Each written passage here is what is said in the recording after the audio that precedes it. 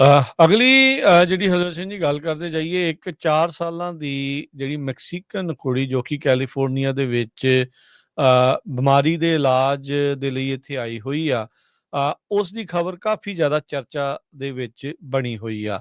ਕਹਿੰਦੇ ਵੀ Trump administration ਨੇ ਜਿਹੜੀ ਇਹ 4 ਸਾਲਾਂ ਦੀ ਮੈਕਸੀਕਨ ਕੁੜੀ ਦੀ ਪਰਮਿਸ਼ਨ ਸੀ, ਉਸ ਨੂੰ ਰਿਵੋਕ ਕਰ ਲਿਆ ਆ। ਇਹ ਉਸ ਬੱਚੀ ਦੇ ਜਿਹੜੇ ਅਟਰਨੀ ਆ, ਉਹਨਾਂ ਨੇ ਇਹ ਆਖਿਆ ਆ। ਕਹਿੰਦੇ ਵੀ ਜਿਹੜਾ ਚਿਲਡਰਨ ਹਸਪੀਟਲ ਲਾਸ ਐਂਜਲਸ ਦੇ ਵਿੱਚ ਇਹ ਇੱਕ ਲਾਈਫ ਸੇਵਿੰਗ ਆਪਣੀ ਜੀਵਨ ਇੱਕ ਹਿਸਾਬ ਦੇ ਨਾਲ ਇਸ ਜੋ ਉਹਨੂੰ ਮਿਲ ਰਹੀ ਆ, ਮੈਡੀਕਲ ਕੇਅਰ ਮਿਲ ਰਹੀ ਆ, ਜੋ ਇਲਾਜ ਹੋ ਰਿਹਾ ਉਹਦੇ ਕਰਕੇ ਉਹ ਬਚੀ ਹੋਈ ਆ। ਇਹਨਾਂ ਦੀ ਜਿਹੜੀ ਲਾਇਰ ਜੀਨਾ ਅਮਾਟੋ, ਉਹਨਾਂ ਨੇ ਕਿਹਾ ਵੀ ਜਿਹੜੀ ਕੁੜੀ ਦੀ ਮਾਂ ਆ, ਉਸ ਨੂੰ ਨੋਟੀਫਾਈ ਕਰ ਦਿੱਤਾ ਗਿਆ ਯੂਐਸ ਸਰਕਾਰ ਦੇ ਦੁਆਰਾ ਵੀ ਜਿਹੜੀ ਹਿਊਮੈਨੀਟੇਰੀਅਨ ਪਰੋਲ ਇਸ 4 ਸਾਲ ਦੀ ਬੱਚੀ ਨੂੰ ਮਿਲੀ ਹੋਈ ਆ 2023 ਦੇ ਵਿੱਚ, ਤੇ ਉਸ ਦੀ ਮਾਂ ਨੂੰ ਵੀ ਜਿਹੜੀ ਮਿਲੀ ਸੀ, ਉਸ ਨੂੰ ਉਹ ਹੁਣ ਵਾਪਸ ਲੈ ਰਹੇ ਆ।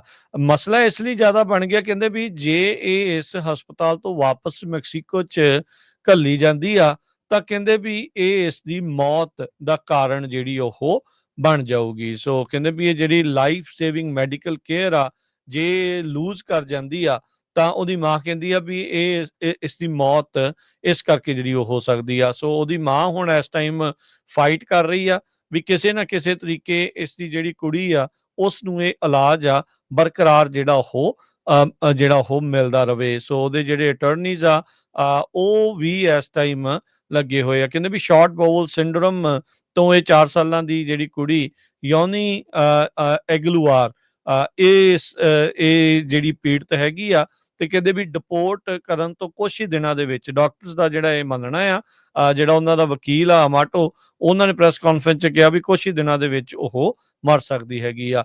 USCIS ਨੇ ਇਸ ਦੇ ਉੱਤੇ ਅਜੇ ਕੋਈ ਹੋਰ ਟਿੱਪਣੀ ਜਿਹੜੀ ਉਹ ਨਹੀਂ ਕੀਤੀ ਹੈਗੀ। ਇੱਕ ਸੀਨੀਅਰ ਹੋਮਲੈਂਡ ਸਿਕਿਉਰਿਟੀ ਦੇ ਅਧਿਕਾਰੀ, ਉਹਨਾਂ ਨੇ ਈਮੇਲ ਜਿਹੜੀ ਮੀਡੀਆ ਇਨਕੁਆਇਰੀਜ਼ ਦੀ ਜਿਹੜੀ ਆ ਘੱਲੀ ਗਈ ਆ, ਤੇ ਉਹ ਉਹਨਾਂ ਨੂੰ ਕਿਹਾ ਆ, ਉਹਨਾਂ ਨੇ ਜਿਹੜਾ ਉਹ ਦੱਸਿਆ ਵੀ ਫੈਮਿਲੀ ਨੂੰ ਐਕਟਿਵਲੀ ਡਿਪੋਰਟ ਨਹੀਂ ਕੀਤਾ ਜਾ ਰਿਹਾ। ਸੋ ਕਹਿੰਦੇ ਵੀ ਜਿਹੜੀਆਂ ਐਪਲੀਕੇਸ਼ਨ ਆ ਉਸ ਦੀ ਪਰੋਲ ਦੀ, ਜਿਹੜੀ 2 ਵੀਕ ਪਹਿਲਾਂ ਉਹਨਾਂ ਨੇ ਹੁਣ ਫਾਈਲ ਕੀਤੀ ਆ, ਉਸ ਨੂੰ ਉਹਨਾਂ ਨੇ ਕੰਸੀਡਰ ਕਰਨਾ ਜਿਹੜਾ ਉਹ ਸ਼ੁਰੂ ਕੀਤਾ ਆ। ਪ੍ਰੈਜ਼ੀਡੈਂਟ ਜੋ ਬਾਈਡਨ ਹੋਣਾ ਨੇ ਕਈ ਜਿਹੜੇ ਹਿਊਮੈਨੀਟੇਰੀਅਨ ਪਰੋਲਸ, ਕਈ ਲੋਕਾਂ ਨੂੰ ਇਸ ਤਰੀਕੇ ਦੀਆਂ ਸਹੂਲਤਾਂ ਦਿੱਤੀਆਂ ਸੀ, ਜਿਸ ਨੂੰ ਟਰੰਪ ਐਡਮਿਨਿਸਟ੍ਰੇਸ਼ਨ ਨੇ ਜਿਹੜਾ ਉਹ ਬਾਅਦ 'ਚ ਰੱਦ ਕਰ ਦਿੱਤਾ ਸੀ। ਪਰ ਉਹਨਾਂ ਵਿੱਚ ਕੁਛ ਅਜਿਹੇ ਲੋੜਵੰਦ ਵੀ ਜਿਹੜੇ ਲੋਕ ਹੁੰਦੇ ਆ। ਸੋ ਉਮੀਦ ਇਹੀ ਆ ਲੋਕਾਂ ਨੂੰ ਵੀ ਇਸ ਬੱਚੀ ਨੂੰ ਜਿਹੜਾ ਆ ਉਹ ਇੱਕ ਜੀਵਨ ਦਾਨ ਮਿਲ ਸਕਦਾ ਆ, ਜੇ ਇੱਥੇ ਉਸ ਦਾ ਇਲਾਜ ਚੱਲਦਾ ਰਵੇ।